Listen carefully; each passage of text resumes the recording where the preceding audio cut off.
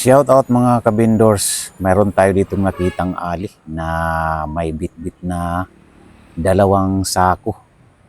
Yan ay kalakal siguro mga guys, itong bit-bit ng ali na ito. Susundan natin mga guys kung saan niya ito dadalhin. Baka ipapatimbang na ito, itong kanyang dalang mga nakasako mga guys. Sundan natin mga guys kung saan niya ito ibibinta. Ayan mga guys. Bit ng ali ang sako na ito.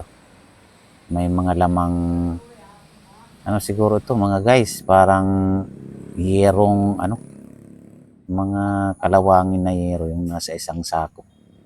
At saka mga buti, ayan. Kanya nang inalabas mga guys. Dito siguro niya ibibinta. Ito, junk shop siguro ito. Oh, junk shop nga mga guys. Kasi mayroon timbangan.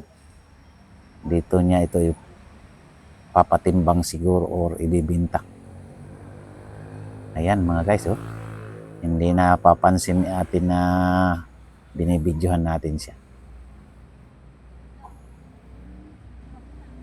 Ayan mga guys, naipatimbang na niya yung kanyang daladalang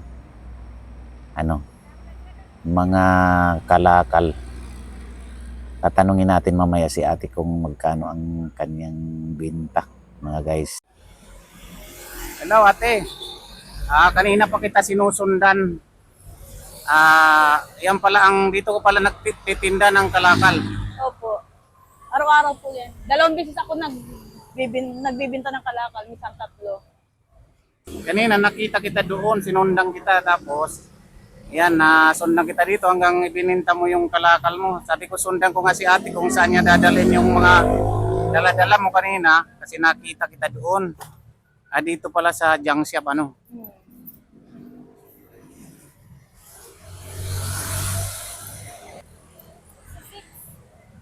Sana pa ako.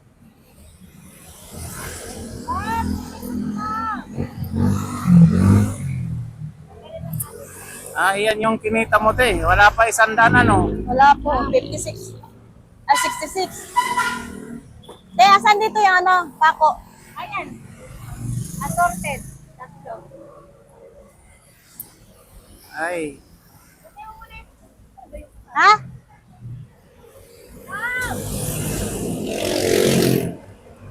Yan ay sinundan natin ulit si ate at interviewin natin mga kabindors. bakit matagal mo na bang ginagawa itong pagngangalakal? Matagal na? Ngayon pa lang hong taon. Ngayong taon. Bakit mo ginagawa yung pangangalakal na yan? PWD na yung asawa ko eh. Wala nang PWD na. Saan siya ngayon? bahay po. Nakahiga. Nasa bahay mo. Pwede ba mapuntahan yung bahay mo para makita natin? Sige po. Nandoon yung mister mo. Anong sanhi na bakit PWD siya? Stroke po siya. Na-stroke. Sige tingnan natin. Punta tayo sa bahay mo Sige po. para makita natin yung makita natin yung mister mo. Ilan taon na siyang na-stroke? Maglilimang taon na po. Tagal na. Ayan mga kabindor, sinamahan natin si ate. Si ate, ano pangalan mo ate? Malu. Ate Malu. Pupuntahan natin ang kanyang bahay kasi ang sabi niya, na-stroke daw yung, di ba tama ko, na-stroke yung mister mo. Opo. 5 taon na ang nakalipas. Buti nakakaraos pa kayo hanggang ngayon siyempre tagal na na-stroke yung mister mo. Yan nga ate ang ko. Kaya kita sinamahan doon sa inyo para makita natin si mister mo. At makita naman ng mga mabubuting puso ang kalagayan ng mister mo. Upang siya ay matulungan ate. Mhm. Ayan mga kabindors, habang naglalakad kami papunta sa kanila, medyo malayo ang ano nila, bahay nila Ate Malu. Eh patuloy siyang namumulot ng mga nakikita niyang mga ano dito sa kalsada. Mga plastic bottle, saka mga ano ng sardinas, yung latak. Yan patuloy niyang pinupulot yan mga guys.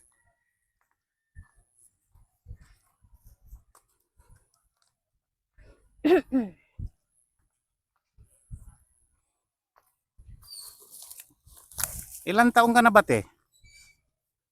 Ilan taon ka na? 52 po. 52. Ilan ang anak mo? Isa lang po. Ah, isa lang. Ah, pero dyan sa bahay mo, tatlo lang kayo. Opo. Mister mo, tapos ikaw, tapos yung anak mo. Mhm. Eh, gugustuhin ko man maghanap buhay. Hindi magawa dahil may binabantayan po ako. Tsaka Ilan taon na rin yung anak mo? 16. Ah, 16. Babae, lalaki. Babae po. Ay, medyo ano na, dalagita na ano. Opo. Anong year na siya ngayon? Grade 11 po. Ah, okay. Ayan mga kabindos, dito na tayo sa may bahay na nila Ate Malu mga kabindors. Yan, nakarating tayo dito. Sa bahay nila. Ito pala ang bahay ninyo ate. Opo. Nasa mister mo? Nandito po, tulog Ah, po. nandyan. Nasa loob lang. Opo. Pasok po kayo. Ah, ituloy natin yung ano. Buti ate nakakaraos yung ano, yung pag-aaral ng bata. Siyempre wala ka namang income. Ano? Kahit pa paano, nakakaraos din po. Ano ba yung school niya? Libre or walang bayad yon or ano? Libre po. Minsan, pag may bayarin, ginagawa ko ng paraan. Ah, dahil yan lang sa pag-ano mo ng basura, pag talagang Kalakal. nagsisikap ka maghapon, nagpapabilad ka na mamulot para lang makaraos. Magkano bininta mo ngayon, te? Naka 56. 56, eh, isang kilong bigas lang yun. Opo. Eh, kanina nakaano ako. Naka 45. Nakabila ako ng 1/4 asukal, tapos sabon. Ah, pangalawang bisis mo na ito na paghatid doon Opo. sa junk shop. Ayan. Eh, bali 100 pesos lang mahigit ang kita mo ngayong araw. Opo. Nakakalungkot naman yung ganong kita. Ano? At yung mister mo naman, wala na talaga. Hindi na siya nakakapaghanap buhay. Ano? Kasi ano talaga siya? Stroke PWD. talaga. Yan nga ang ano, ate. Kaya sinamahan kita dito sa iyo para makita ang kalagayan ninyo ng ating mga mabubuting puso na nakakapanood sa atin, sa aking vlog. Upang naman ay kung mahabag ang puso nila ay kayo ay matulungan kasi sa hirap ng ginagawa mo, nag-iisa ka na lang na kumakayod at yung mister mo hindi naman nakakakayod na kasi ano, stroke naman sabi mo. Pero nung araw ate, yung mister mo may ano yun, may trabaho. Opo. Noong anong year yon na may trabaho pa siya? Huminto siya ng 2022. 2022. Opo, kasi na-stroke na siya. Ah, doon sa ano na yon, Trabaho. sa trabaho niya na stroke. Doon siya na Eh di nakakuha siya ng mga benefits meron po. doon sa trabaho niya. Opo, tapos sa tulong din ng mga kaibigan niya, mga kaklase niya, kaibigan. Mm.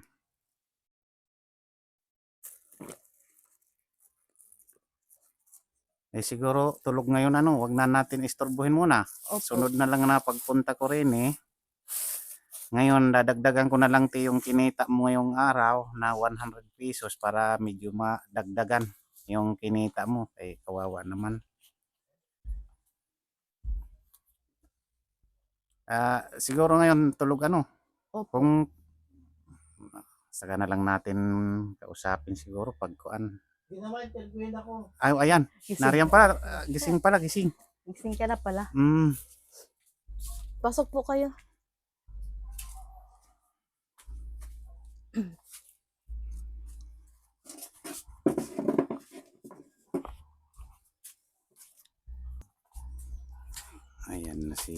Mister ni Ate Malo. Oo nga, talagang ang hirap ng kalagayan.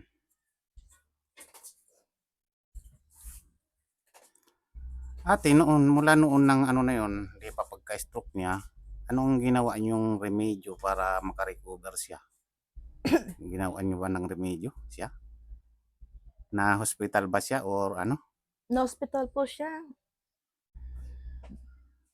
Dinala na, una, tinakbo sa ano, sa private. Mm. Sa tulong ng, binayaran po ng ano, ng galing sa kumpanya nila, Mm. private. Ang mahal-mahal po na binayaran namin, oras lang, 4 na oras lang kami. 62,200. Naku, kalaki ano. Ang laki po. Tapos, lumipat po kami sa private hospital sa may bandang ano, sa dating, ano ba yun? Labor. Mm. 11 days lang kami doon. Buti may malasakit. Ilinakad ko yung ano, mga papilis niya, wala kaming binayaran. Mm. Pero hindi siya naka-recover mula noon ng pagkaano, no? Hindi na siya nakalakad ng mabilis. Talagang tinamaan talaga siya, Kalahating ano, katawan. katawan. Tapos mula noon, yan na ano na yung buhay nyo, yung para bang, kumbaga sa napilay na ang buhay nyo.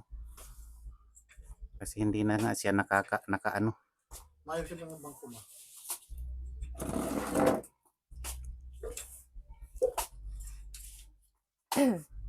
Kuya, good afternoon. Okay.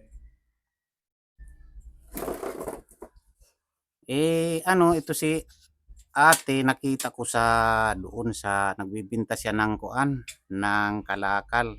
Kaya sinamahan ko siya rito sa iyo kasi ang sabi niya doon sa interview ko sa kanya, ikaw daw ay ano, may kapansanan na.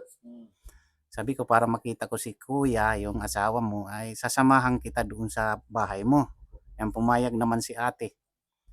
Sabi ko kung makita si kuya ng mga viewer natin at mayroon mga mabubuting puso na talagang mahabag, makatulong sila sa inyo, kuya. Yan ang purpose ko dito, para matulungan ka. Diba? Yan naman si ate, nakita ko yung ano niya, talagang mahirap din ang gawa niya. Kasi nangangalakal siya maghapon. Sabi niya dalawa na daw siyang nagbinta. Kaninang umaga nakabinta naman daw siya. Saka ngayong hapon. Nakita ko lang naman siya doon papunta siya doon sa junk shop. Sinundan ko. Sabi ko, saan kaya ito pupunta si ate? May mga bit-bit na sako. Parang mga sirang yero ang laman, lata, buti. Sabi ko, saan kaya ito pupunta? Di sinundan ko, kuya. Pwede nga ma. Tubig. Talagang karapat dapat talaga si ate tulungan. Kasi kayo. Ilan yung anak mo, kuya? Isa lang po. Isa lang. Saan siya ngayon? Nag-aaral. Yan nga, tanong ko nga kay ate, buti ate nakakaraos yung anak mo sa pag-aaral kasi ano nangyari siya? Grade 11 po. Grade 11. Wala man kayong income na, sabi naman ni ate ay ano daw yung school, yung Public. Oo, yung walang bayad. Sa lagro ay. Pasalamat tayo at meron tayong mga public school na hindi tayo nagbabayad kasi hindi nyo na kaya magbayad nung tuition nun. Kung babayaran nyo, lalo na ikaw kuya kasi wala ka naman na trabaho. Yan kuya, magpalakas ka. Sana may makakita nitong ating video, maawa sa inyo at mahabag ang kanilang puso dahil sa inyong kalagayan mo, kuya. Pero lagi ka man nag-exercise araw-araw.